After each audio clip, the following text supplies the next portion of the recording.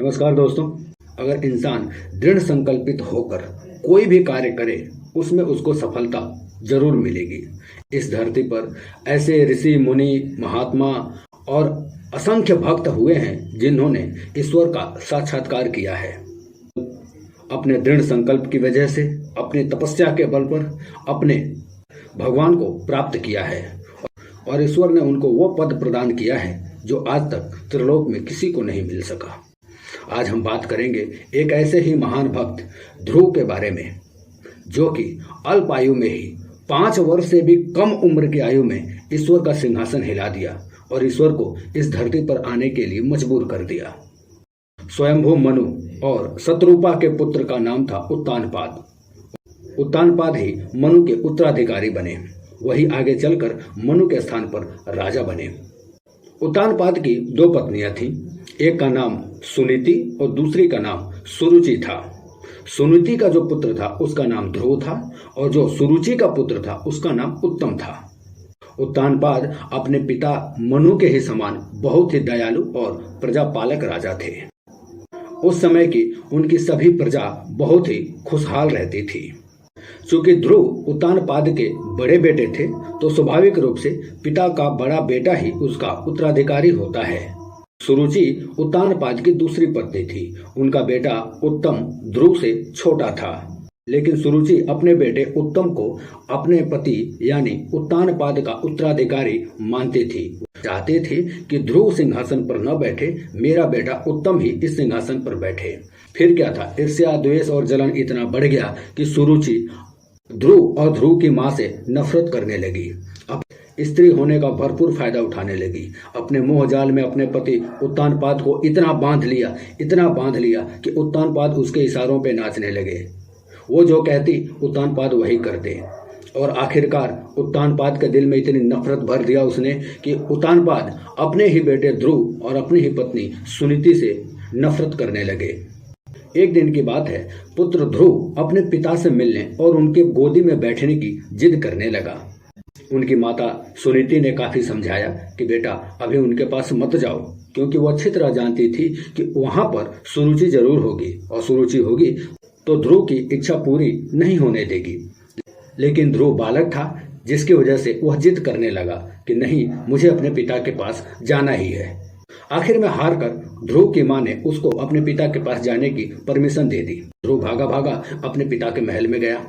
वहां पर देखा तो उसके पिता की गोद में उसका ही छोटा भाई उत्तम बैठा हुआ था और बगल में उसकी सौतेली मां सुरुचि बैठी थी। अपने पिता के गोद में उत्तम को बैठा देखकर ध्रुव के मन में भी यह लालसा हुई कि मैं भी अपने पिता की गोद में बैठूंगा। इस लालसा से जैसे ध्रुव ने कदम आगे बढ़ाया और अपने पिता के गोद में बैठने की कोशिश की, उसकी सौतेली मां सुरुचि ने उसको डांट डपट कर वहां से भगा दिया और कहने लगी कि तू मेरी कोख से जन्म नहीं लिया, तू इस सिंहासन के लायक नहीं है, तू इस लायक नहीं है कि तू अपने पिता की गोदी में बैठ सके। तुझे ये पद नहीं मिल सकता। तुझे इस पद को प्राप्त करने के लिए मेरी कोख से जन्म लेना होगा। और बहुत गुस्से में डांट डपट के उसको वहां से भगा दिया। उसका यह व्यवहार देखकर, उसकी ये कटु वचन सुनकर ध्रुव काफी क्रोधित हुआ और सिसकियां लेने लगा, रोने भी लगा। लेकिन छोटा बालक करता क्या, वो भागा भागा अपने माता के कक्ष में गया, अपने माँ के पास जाके रोने लगा। उसकी माँ ने उसके रोने का कारण पूछा।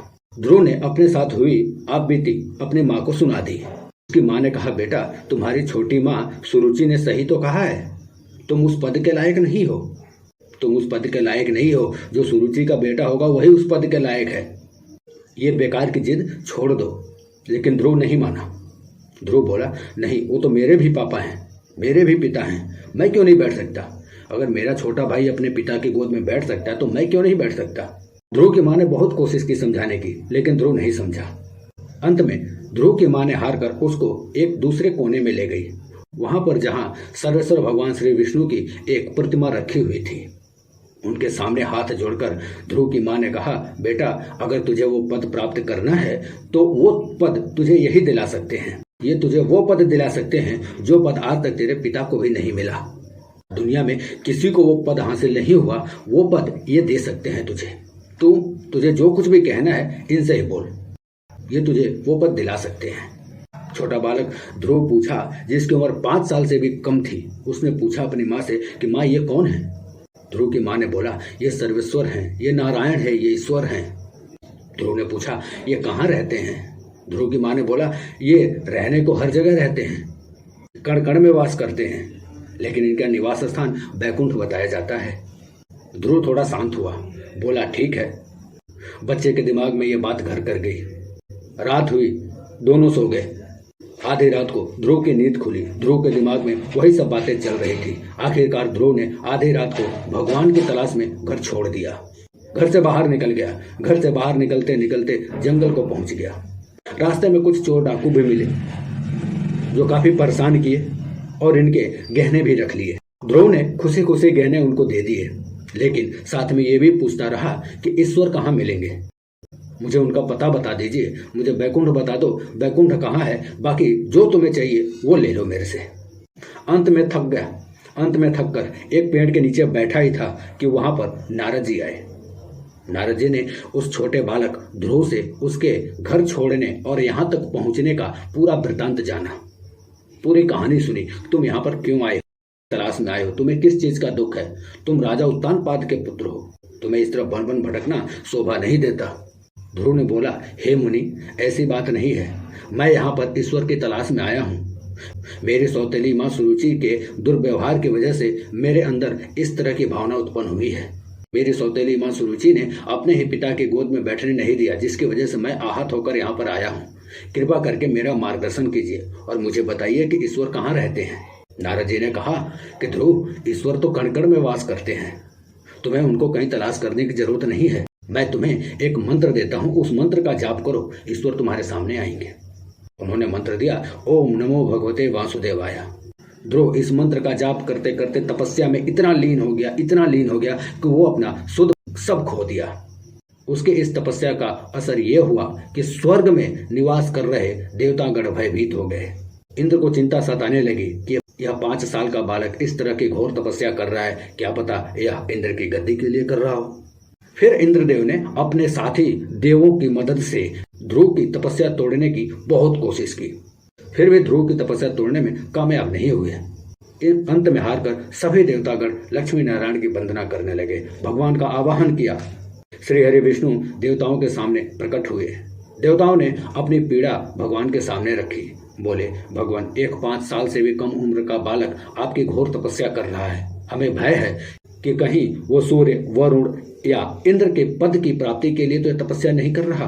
हे देवगण, आप लोग चिंता न करें या व्यर्थ की चिंता छोड़ दीजिए। वह किसी भी पद की प्राप्ति के लिए यह तप नहीं कर रहा, वह सिर्फ मुझे पाने के लिए यह तप कर रहा है।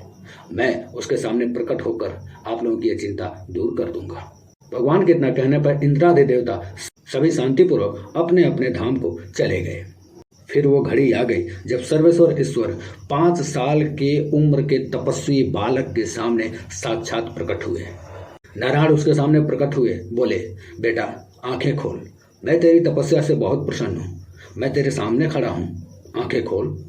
भगवान की वाणी पढ़ते ही ध्रुव ने आंखें खोली, लेकिन ये क्या, ईश्वर को देखकर ध्रुव खुश भी हुआ और काफी भयभीत भी हुआ। ध्रुव ईश्वर की वंदना करना चाहता था, लेकिन उसमें वो शक्ति नहीं रही जिससे वो ईश्वर का गुणगान कर सके। जैसे तैसे कांपते कांपते ध्रुव ने ईश्वर से कहा, हे परमेश्वर, मैं आपकी स्तुति करना चाहता हूँ, लेकिन मैं नहीं जानता मैं कैसे करूँ। भगवान ने अपने शंख से ध्रुव के मस्तिष्क पर स्पर्श किया। फिर क्या था, उसकी बुद्धि में सरस्वती का वास हुआ और ध्रुव लगा ईश्वर की स्तुति करने। जब स्तुति समाप्त हुआ, भगवान बोले, ध्रुव, मैं तेरी तपस्या और तेरी स्तुति से बहुत प्रसन्न हूँ, तू मांग, तेरे को क्या चाहिए। ध्रुव बोले, भगवान, मुझे कुछ नहीं चाहिए, मैं आपकी तलाश में सिर्फ इसलिए आया कि मेरी सौतेली माँ ने मुझे अपने पिता की गोद में बैठने नहीं दिया। वो बोली कि तू इस पद के लायक नहीं है। मैं क्या करूं, मैं आहत होकर आपकी तलाश में आया। मेरी माँ ने कहा था आप मुझे वो पद दिला सकते हैं। भगवान बोले, ध्रुव, तुझे वो पद क्या, मैं तुझे सूरज, चंद्रमा, वरुण, अरुण, इंद्र, आज तक सबसे ऊपर आज तक जो पद किसी को नहीं मिला, मैं तुझे वो पद देता हूँ। उन्हीं के नाम पर गगन में चमकने वाले ध्रुव तारा कहलाए। साथ में भगवान ने यह भी कहा, हे ध्रुव, जो तेरी वंदना करेगा, जो तेरी आराधना करेगा, उसको उत्तम लोक प्राप्त होगा। हे ध्रुव, तूने पूर्व जन्म में भी मेरी काफी तपस्या की थी। तू एक ब्राह्मण कुल में जन्म लिया था। तेरा एक मित्र क्षत्रिय बालक हुआ, जिसको देखकर, जिसकी शक्ति, जिसका वैभव देखकर तेरे अंदर भी ये इच्छा आई थी कि तू भी क्षत्रिय का बालक बने, तू भी राजपाट करे, तू भी राजशाही जीवन जिए। इस वजह से आज तुम स्वयंभू मनु के वंश में जन्म हुआ, जिसके वंश में जन्म लेना बड़ा ही दुर्लभ है। उसे वंश में उत्तानपाद के पुत्र के रूप में तेरा जन्म हुआ। ध्रुव, मैंने जो तेरे को पद प्रदान किया है, उस पद पर, उस ग्रह पर तू अपनी माँ के साथ निवास करेगा। और ध्रुव तारा, वहां पर ध्रुव और ध्रुव की माँ सुनीति दोनों ही निवास करते हैं। धन्य है वो माँ और धन्य है वो बालक जो अपनी दृढ़ शक्ति से ईश्वर का भी सिंहासन हिला दिया।